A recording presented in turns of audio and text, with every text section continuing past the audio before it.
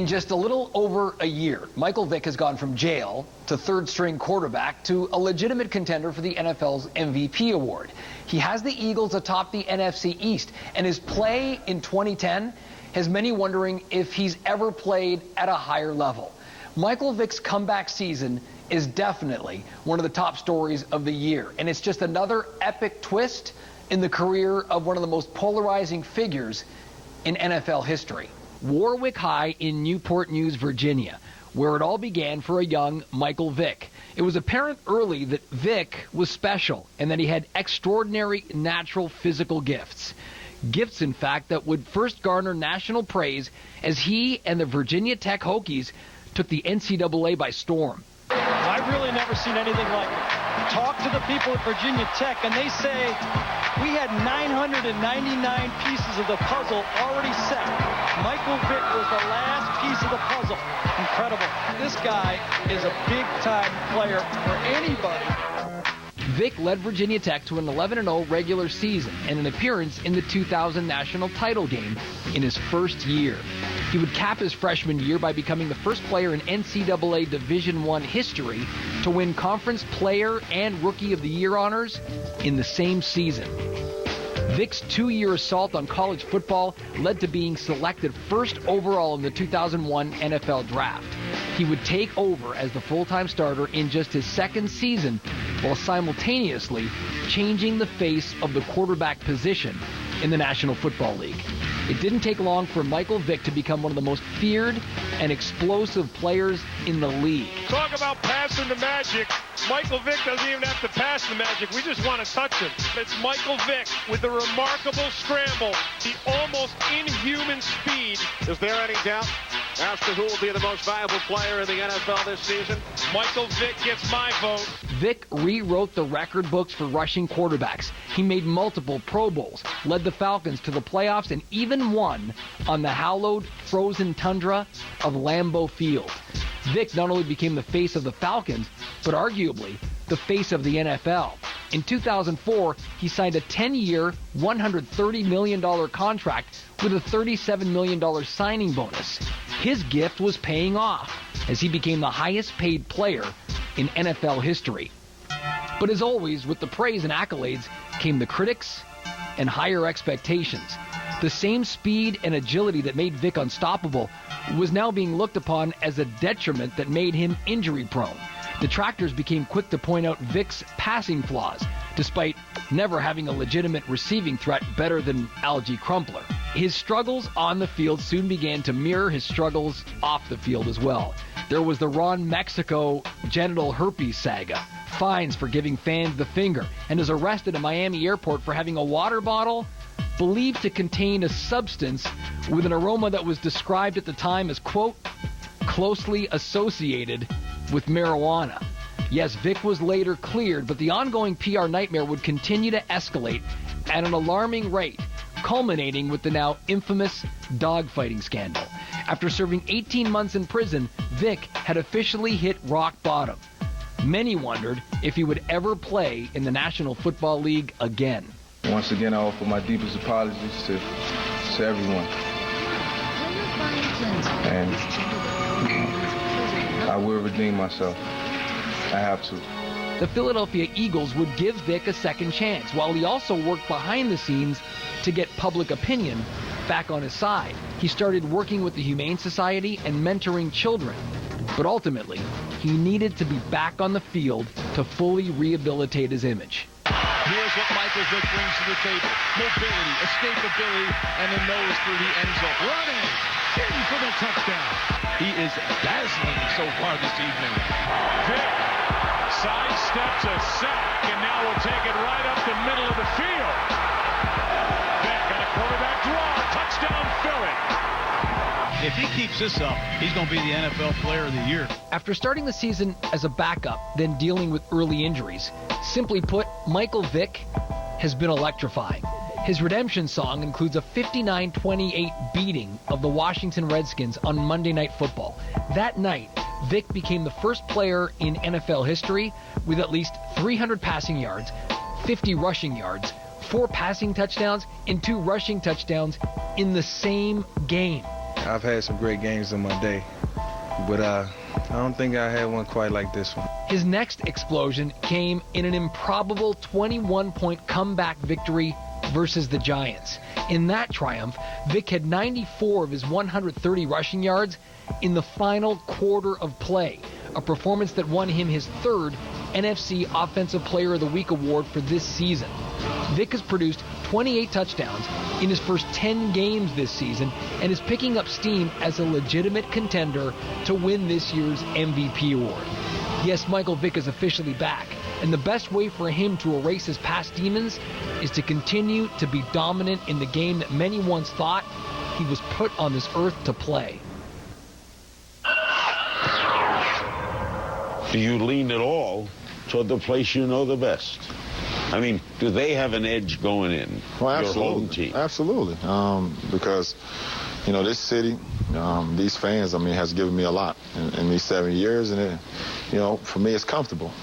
So I got a lot of memories here, and so it does have an edge.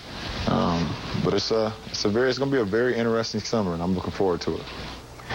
Interesting summer indeed. That interview between LeBron and Larry King aired roughly 1 week before one of the most significant moments in NBA history. This one had it all: drama, suspense, heartbreak, and plenty of backlash. Whether you're a basketball fan or not, you were interested, thus making it one of 2010's biggest stories. Ladies and gentlemen, I give to you The Decision. When the clock struck midnight on July 1st, two-time league MVP LeBron James officially became a free agent. For 7 days, teams met with James, making their pitch, hoping to land basketball's biggest fish. 8 days later, LeBron had reached a decision and decided to share it with the world via a 1-hour ESPN special.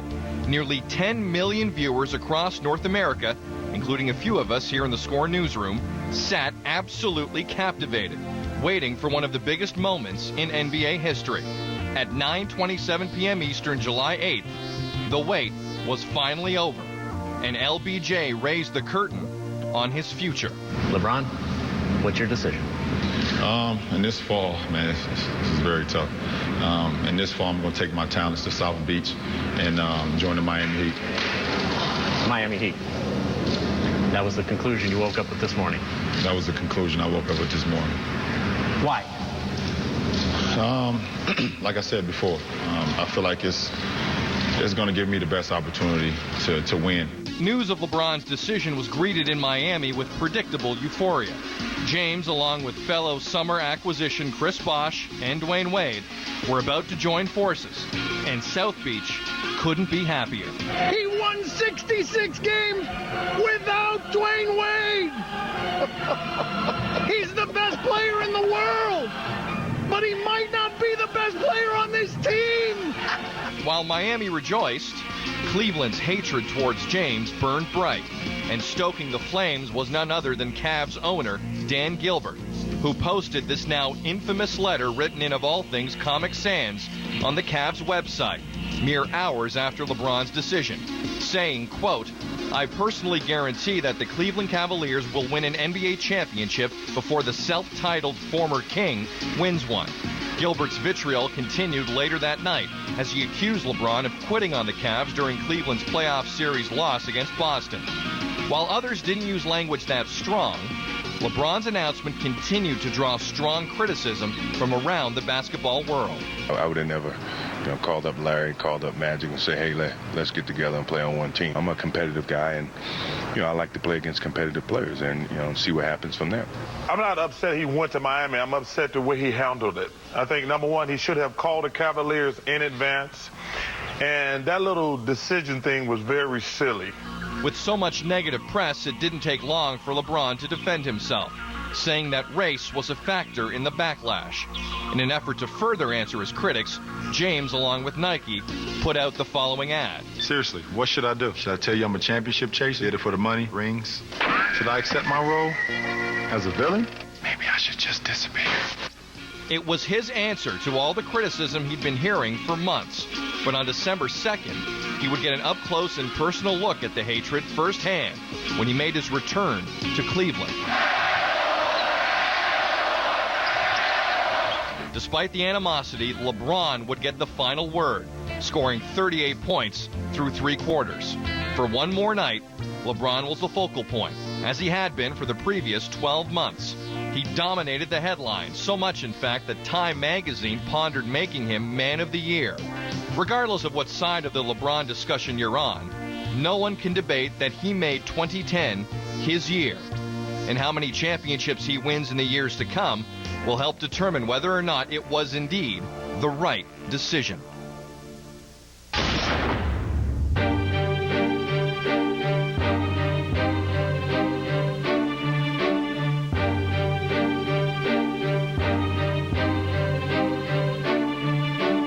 Right now, no one takes more pride in his game than Sidney Crosby.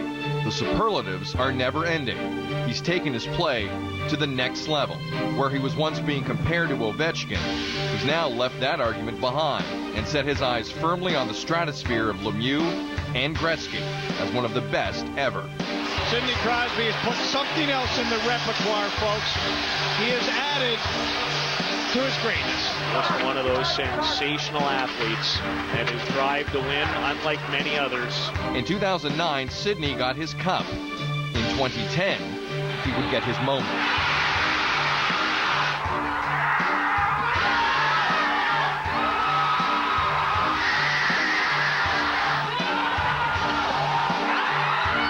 Crosby went to where the puck was going to be and single-handedly lifted the hopes of a nation with one flick of his wrist.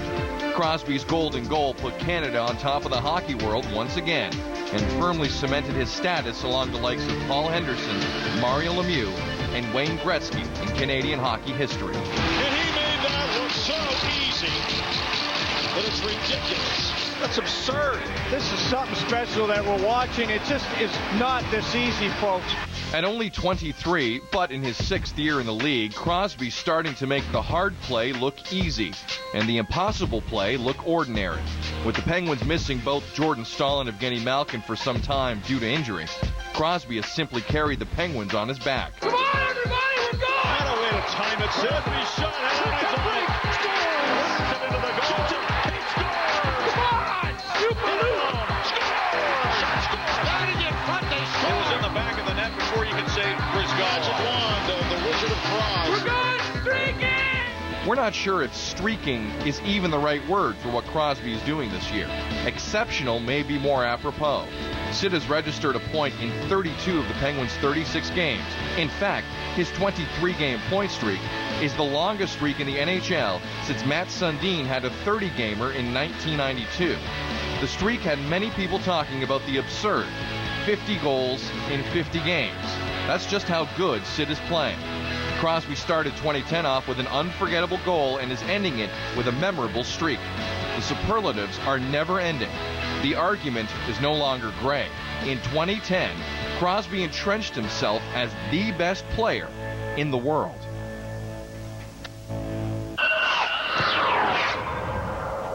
We're getting some breaking news this morning coming out of Orlando. I have a neighbor. He hit the tree. I see him. He's laying down. Hey, it's Tiger. I need you to do me a huge favor. That's lesson 101 in philandering superstar. You never leave a voicemail. I tried to stop and I couldn't stop. And it was horrific. I do plan to return to golf one day. I just don't know when that day will be. On the tee, Tiger Woods. That was a peculiar rhythm. Tiger, not amused. Is golf still fun? I mean, you having fun playing? Absolutely not. Shooting 18 over par is not fun.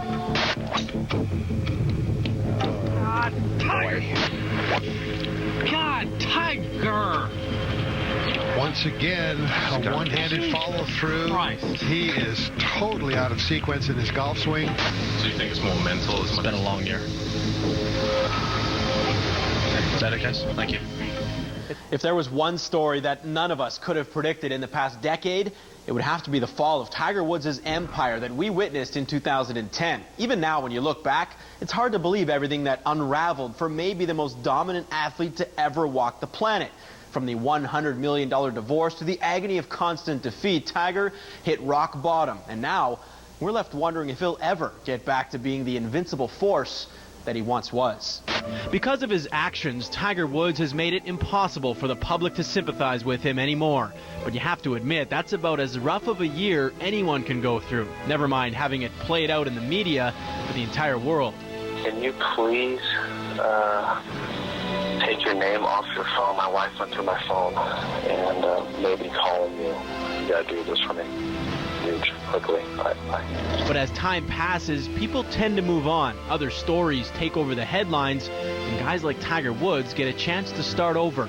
It took a full calendar year, but recently that's exactly what the world's former #1 golfer is now doing, making more of an effort than ever before to reconnect with the world and truly rebuild his once squeaky clean image. It started with Woods setting up a Twitter account, something the old Tiger would have never done, become accessible to fans. Next, he wrote an article for Newsweek magazine titled How I've Redefined Victory, which revealed the sensitive or even human side never before seen from Woods. And finally, Tiger went on an ESPN radio show recently to talk even more about his life and the necessity for change. Well, I think it's about time I kind of basically made a connection to the fans who've been absolutely incredible to me over the past year. Gone through some pretty rough times and pretty low moments, but just want to say thank you to them and basically reconnect with them. Tiger, of course, is coming off by far his worst season as a pro. 15 tournaments entered, 0 wins. Although his last event of the year, the Chevron World Challenge, was his best and maybe a sign of things to come. Even though he surrendered a 54-hole lead of more than 3 shots for the first time in his career, the second-place finish was hands down his best performance of 2010. But ultimately, the rest of the results were unimaginable just 1 year ago when he won 6 times and was runner-up in 3 other tourneys. It got so bad for the first time in nearly 5.5 years, Tiger lost his world #1 ranking to Lee Westwood. He is running hot. And now looking ahead to 2011, for Tiger and the people who follow him, it's going to be all about the majors and whether or not he can improve on his 14 and come closer to catching Jack Nicklaus's record 18 major championships. Before Tiger's collapse, it was never a matter of if, but when he would pass Nicklaus. But now, that's not such a foregone conclusion. Woods is now 0 for his last 8 major tournaments entered. The last time he won was over 2.5 years ago, the U.S. Open in 2008.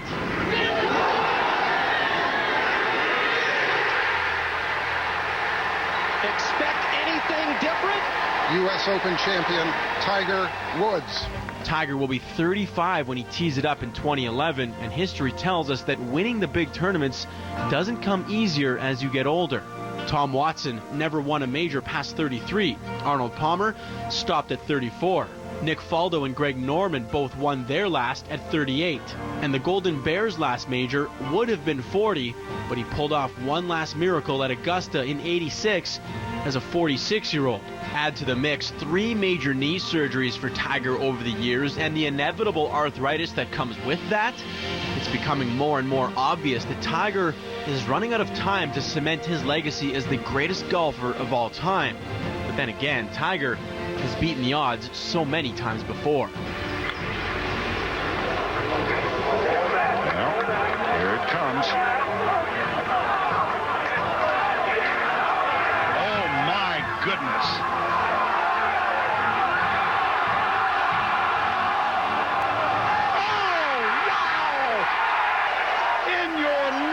Have you seen anything like that? The question is, can he recapture the magic that became synonymous with his name in 2011 and beyond? Or have we just witnessed the end of one of the most dominant runs in the history of sports? In a perfect...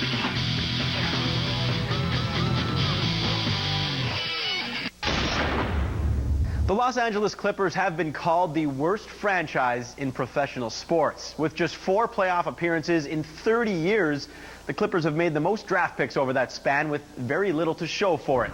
Names like Darius Miles, Yaroslav Korolev, Sean Livingston, and Michael Olowokandi highlight a list of lottery futility. In fact, last season, Chris Kaman became the first Clipper lottery pick to make an All-Star team since Danny Manning did it. He was the first overall pick way back in 1988. And while the likes of Kaman and Eric Gordon represent steps in the right direction, it's Blake Griffin who is becoming a beacon of hope for LA's other team. Reverse jams it. Oh, what a move by Blake Griffin. With the first pick in the 2009 NBA draft. Elliott slam by Blake Griffin. Oh, man, he's something. He is something else. The Los Angeles Clippers select Blake Griffin. Behind nearly 23 points and 14 rebounds per game, Blake Griffin was named the NCAA's Player of the Year in 2009. His absolute assault on college basketball earned him the top pick that year in the NBA draft. Expectations were sky high in the City of Angels, especially after Griffin's spectacular play during the preseason. But unfortunately for the former Oklahoma standout, he would fall into the proverbial Clipper curse sooner rather than later. Well, the Clipper curse continues. Blake Griffin out up to 6 weeks with that fractured left kneecap. Blake Griffin joined a long line of Clippers' top picks to miss significant time during their rookie seasons. After losing his entire first year to a stress fracture in his knee, many feared that he would face the same fate as those before him in Clipperland. But after season-ending surgery, Griffin went through a rigorous rehab stint, and he picked up right where he left off. This is the debut for the Clippers. The Blazers won. And on-two! Griffin with his first NBA basket on the line. You gotta love it. This is what you get with this young man. Around a quarter of the way through the season, and already Griffin has shown flashes of utter dominance. Night after night, the 6'10 power forward can be found on highlight reels around the world for adding new victims to his poster collection. That was some move. Around the Griffin screen, pick, roll, slam dunk! Oh, me, oh my, what a play! He stopped about 3 feet short of the rim and just threw it down. Griffin, he'll drive, here's the back, slam dunk! He's topped himself again somehow! His most amazing dunk of the night! He's showing no signs of a knee injury, and while he continues to jump out of the gym, his numbers remain out of this world. Griffin's most recent tear has seen his double-double streak enter into double digits, a stretch that has solidified a rare place among the 20 and 10 big men in the association.